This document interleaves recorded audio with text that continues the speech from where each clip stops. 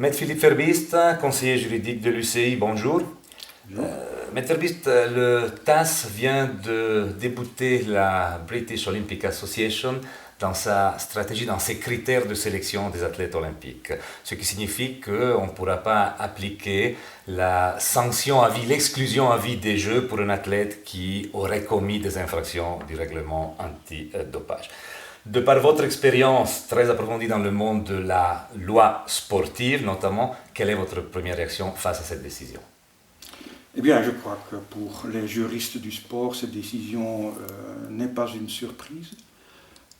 L'exclusion, dans ce cas-ci, une exclusion à vie de l'équipe olympique d'un pays est considérée comme une sanction pour des faits de dopage, une sanction disciplinaire donc, qui n'est pas prévue par le Code mondial antidopage.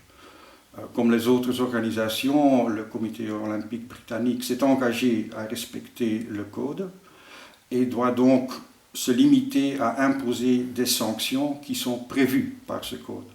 Cette sanction-là, ou bien cette mesure-là, l'exclusion à vie de l'équipe olympique n'est pas prévue par le Code. Elle sort donc du cadre réglementaire qui est applicable et elle ne peut donc pas être imposée aux athlètes. Donc, d'un point de vue juridique, la décision est logique et normale.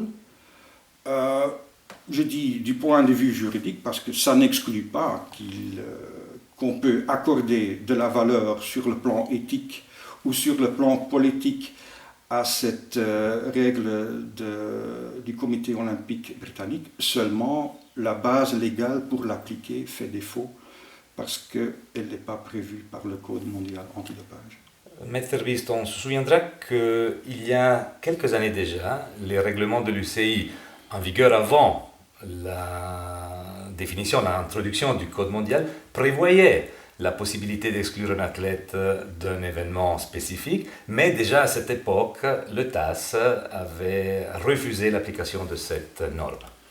Oui, le règlement antidopage de l'UCI, qui date d'avant le Code mondial antidopage, en effet, prévoyait la possibilité de prononcer d'une part une période de suspension, d'une date à une autre, et en plus de cela, une exclusion d'une course ou de quelques courses spécifiques.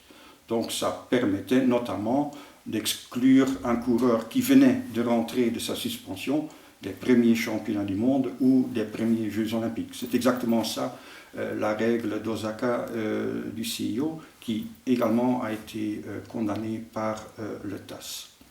Mais cette possibilité donc, de faire la combinaison d'une suspension et d'une exclusion de quelques événements sportifs spécifiques a été exclue par le Code mondial antidopage et donc depuis août 2004, on ne peut plus l'appliquer.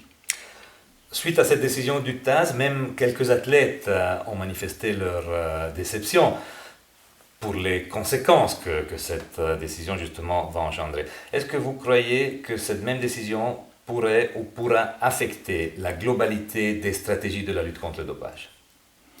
Au moins, à mon avis, il y aura une nouvelle discussion sur les sanctions. C'est une discussion sur des sanctions, mais derrière ces discussions se cache bien sûr une discussion sur des valeurs, une discussion sur des options politiques, parce que, bon, on peut très bien admettre ou très bien comprendre qu'un comité olympique national veut envoyer aux Jeux une équipe composée exclusivement d'athlètes qui n'ont jamais eu des histoires de dopage. Il est, d'un point de vue éthique, assez difficile d'être contre. Ou le Comité olympique international doit-il avoir le droit d'exclure des Jeux des athlètes qui viennent justement de rentrer d'une période de suspension pour dopage, pour préserver notamment la bonne image de ces Jeux. Donc on peut être d'accord avec ces options politiques ou éthiques, mais d'un autre côté, il faut aussi tenir compte du point de vue des athlètes.